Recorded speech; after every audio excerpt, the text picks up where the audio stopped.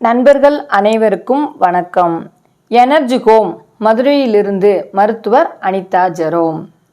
செயற்கையாக நாமே தேடிக்கொள்ளும் நோய்களை எப்படி நீக்கலாம்?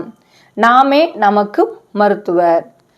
இறைவன் நம்மளை படைக்கும்போது ஏறக்குறைய 99% மக்களை ஆரோக்கியமாக தான் படைக்கிறார். பிறக்கும் பொழுது நாம் அனைவருமே ஆரோக்கியமாக தான் பிறக்கிறோம். ஒரு சிலர் அதில் குறைபாடோடு பிறக்கக்கூடிய குழந்தைங்க இருக்காங்க.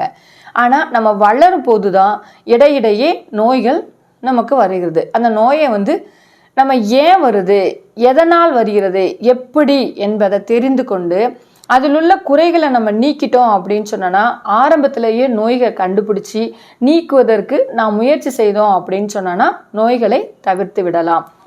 இப்போ நம்ம எப்படிலாம் அந்த நோய்கள் நமக்கு வந்திருக்கு, அந்த நோயை எப்படிலாம் நம்ம தவிர்க்கலாம், செயற்கையாக நம்ம தேடிக்கொண்ட நோய்கள் எதெல்லாம், அதை நம்ம எதெல்லாம் நம்ம குறைச்சி சரி பண்ணலாம் அப்படின்றத நம்ம இன்னைக்கு பார்க்க போகிறோம்.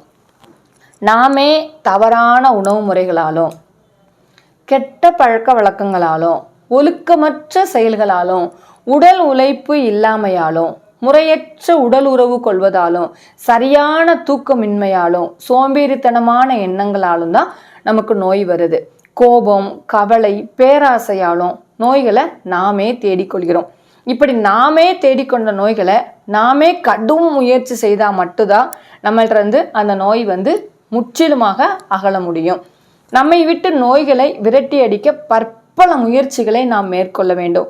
நோய் வரும், நம்ம அதுக்குள்ள ஏற்பாடுகள், நம்மளுடைய முயற்சிகள் எல்லாம் நம்ம செஞ்சிட்டோம் அப்படின்னு சொன்னோன்னா நம்ம விட்டு போயிடும். நிரந்தரமாக நம்மக்கிட்ட எந்த நோயுமே தங்காது. அதை நம்ம எப்படி வெளியேற்றலாம் அப்படின்னு சொன்னோன்னா முயற்சியை திருவினையாக்கும். சில முயற்சிகளை நம்ம ஏறெடுக்கணும். கோபத்தை குறைக்க முயற்சி செஞ்சோம் அப்படின்னு சொன்னால் நம்முடைய கல்லீரல், பித்தப்பை பலப்படும். கவலையை விட்டு ஒதுக்கி தள்ளணும் அப்படின்னு சொன்னால் மண்ணீரல், இரைப்பை பலப்படும். பேராசையை குறைக்கணும். அளவுக்கு அதிகமான பேராசை இருந்துகிட்டே இருந்துச்சு அப்படின்னு சொன்னால் நமக்கு டென்ஷன் அதிகமாகும். டென்ஷன் அதிகமாகும் போது ப்ரெஷர் அதிகமாகுது.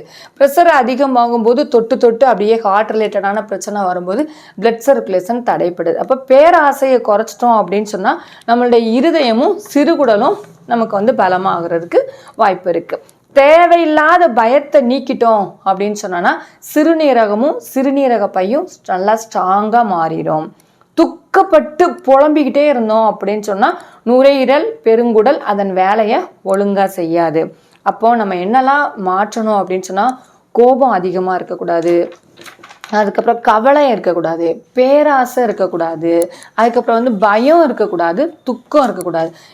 இதை எல்லாத்தையும் நம்ம குறைச்சிட்டோம் அப்படின்னு சொன்னோன்னா நம்ம மனநிலை நல்லா ஸ்ட்ராங்காக மாறிடும். மனதை தூய்மையாக வைக்க நம்ம இதெல்லாம் பண்ணி நம்ம நம்மளோட இமோஷனலை ஃபுல்லாக சரியாக்கிட்டோம் அப்படின்னு சொன்னோன்னா உள்ள உறுப்புகள்லாம் ஸ்ட்ராங்காக மாறிடும்.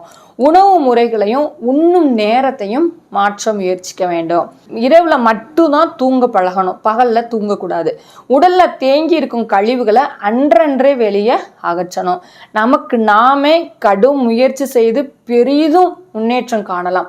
அது முயற்சியோடு நம்ம என்ன செய்யணும், வெற்றியை நம்ம அடையலாம். முயற்சிப்போம், வெற்றியோடு சந்தோஷமாக இனி வரும் காலங்களில் வாழ்நாள் முழுவதும் நம்ம நோயின்றி வாழ முயற்சி எடுப்போம்.